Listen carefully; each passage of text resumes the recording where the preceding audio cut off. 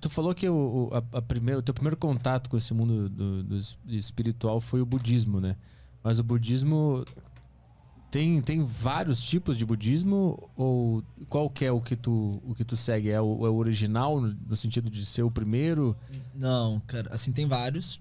Você tem o budismo Theravada, que é o budismo mais tradicional, mais raiz, e até eu não me identifico tanto com as práticas, porque eles são muito ortodoxos. Você tem o budismo Mahayana, que já é um budismo mais adequado aos tempos modernos, mais abertos. E aí dentro desse você tem várias outras variações. Você tem o budismo tibetano, você tem o Zen budismo, que é o da monja Coen, por exemplo. E dentro dessas linhagens você tem outras ramificações. Por exemplo, no budismo tibetano você tem a linhagem Nyingma, a linhagem Kagyu, linhagem dos Karmapas. Mas o budismo como um todo vai ter os preceitos fundamentais de Buda, que é as 4 nobres verdades, o nobre caminho óctuplo. Mas, meu irmão, eu vou ser sincero com você, nessa busca, assim, foram 10 tradições espirituais que eu passei ao longo da viagem: budismo, zoroastrismo, hinduísmo, jainismo, judaísmo, islamismo, muitos ismos. Se todas as tradições, se todas essas tradições tivessem que reduzir todos os dogmas, todos os conceitos, todos os ensinamentos a um único conceito, seria amor. Então eu não gosto tanto de ficar complexando. Tipo, hoje eu não me apego tanto aos ritos, eu me apego ao porquê que eles levam, qual o objetivo deles. E se você lembrar disso, Jesus falou isso no cristianismo, né? Ele falou, cara, dos 10 mandamentos, de todo o Velho Testamento, se você lembrar dos 2 primeiros mandamentos, que é amar a Deus sobre todas as coisas e amar ao teu irmão como a ti próprio, você pode esquecer todo o resto. E a gente tem, assim, dentro da espiritualidade, muita gente preocupada com os ritos, as roupas e tudo, e esquece do básico. Novamente, irmão, é básico, é simples, o difícil é ser simples. Tu acha que todas essas tradições religiosas, espirituais, elas todas chegaram na mesma conclusão? Só que por caminhos diferentes e deram nome diferentes para todas? Eu acho que os que entenderam a grande mensagem, os grandes mestres, sim, né? Eles chegaram a isso. E depois o ser humano confundiu tudo e criou dogmas e rivalidades. Por exemplo, olha só que coisa boba, irmão. Pegar o islamismo, né? Você tem os sunitas e os xiitas. Como começou essa cisão? Começou assim que Maomé morreu. Quando Maomé morreu, os sunitas acharam que quem deveria dar continuidade à tradição eram os outros líderes espirituais, os outros profetas escolhidos dentro da própria comunidade. E os xiitas achavam que quem tinha que ser escolhido era a própria família de Maomé, que tinha que dar sequência. Aí esses líderes já atacaram a família de Maomé, mataram os filhos de Maomé, os parentes de Maomé. E aí, desde então, passaram-se 1500 anos e estão se matando porque quem que deveria seguir? No budismo, por exemplo, Buda ficou a vida inteira pregando para você não se preocupar com bens materiais, que isso aqui não significava nada. Quando Buda morreu, esquartejaram o corpo dele, os diferentes reinos, porque cada um queria ficar com um pedaço de Buda. Sério? Sim, você tem templos em Myanmar que são dedicados a uma possível unha de Buda que tá lá. Nossa. Literalmente, uma unha de Buda, você tem um templo construído por uma unha de Buda. Então, desvirtuaram completamente o que os grandes mestres pregaram. Qual é a história de Buda? Buda foi um cara muito legal.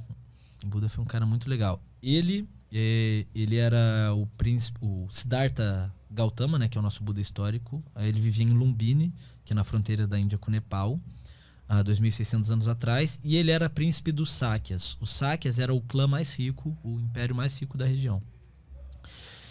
E quando ele nasceu, foi profetizado que ele poderia ser o maior guerreiro, imperador da região, ou ele poderia ser aquele que ia trazer paz ao mundo.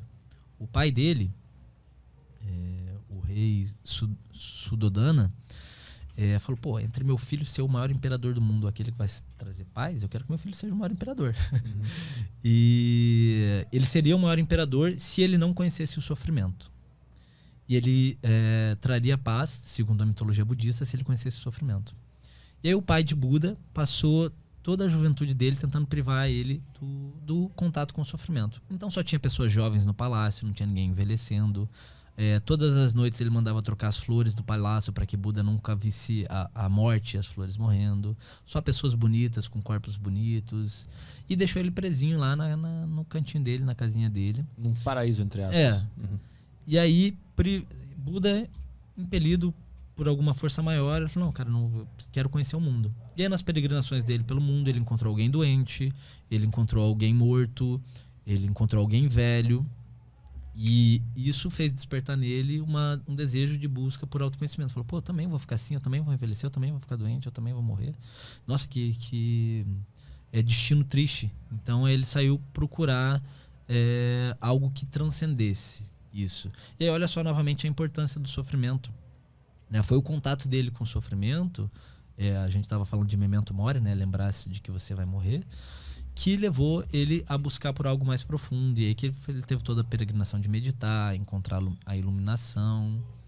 Então, você ter esse contato com a efemeridade, com a impermanência, você olhar para tudo aquilo que é efêmero, faz a gente buscar por aquilo que é transcendente. Tem um outro mestre que eu fiz retiro na viagem, ele diz que a morte é uma das grandes ideias de Deus.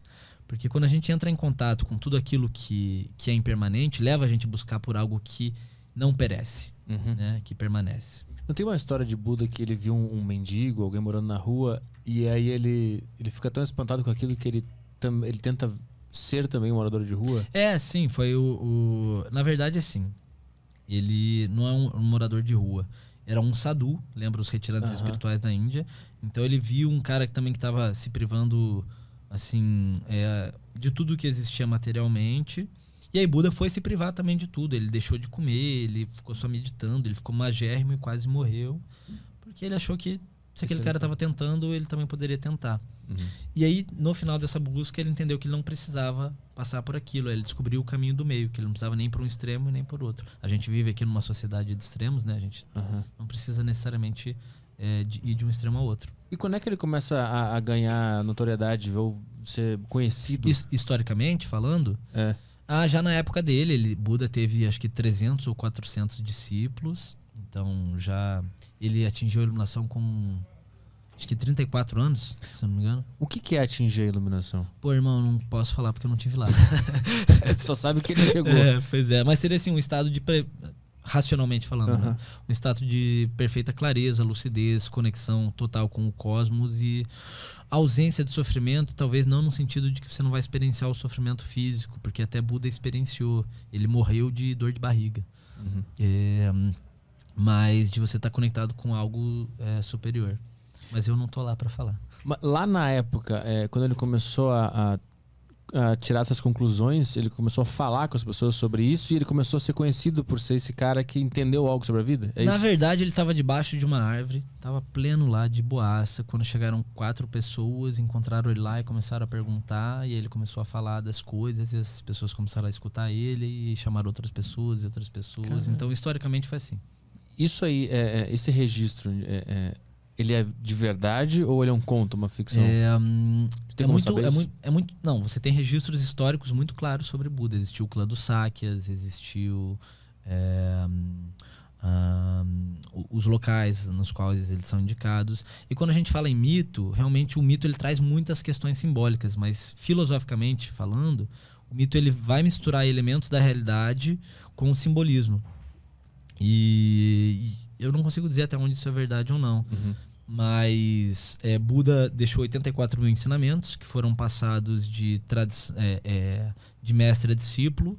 Uns 600 anos depois da morte dele, esses ensinamentos começaram a ser escritos. Então, os primeiros registros escritos que você tem do budismo são 600 anos depois da morte de Buda. Mas, assim, historicamente, a gente sabe que Jesus existiu, de fato existiu. Não tem nenhum historiador que negue a existência de Jesus. Assim como Sócrates, assim. Mas é muito realmente difícil. Você tem indícios, mas é muito difícil falar de fato o que aconteceu ou não. E para ter virado budismo, quando que isso aconteceu? Foi muito depois da morte dele?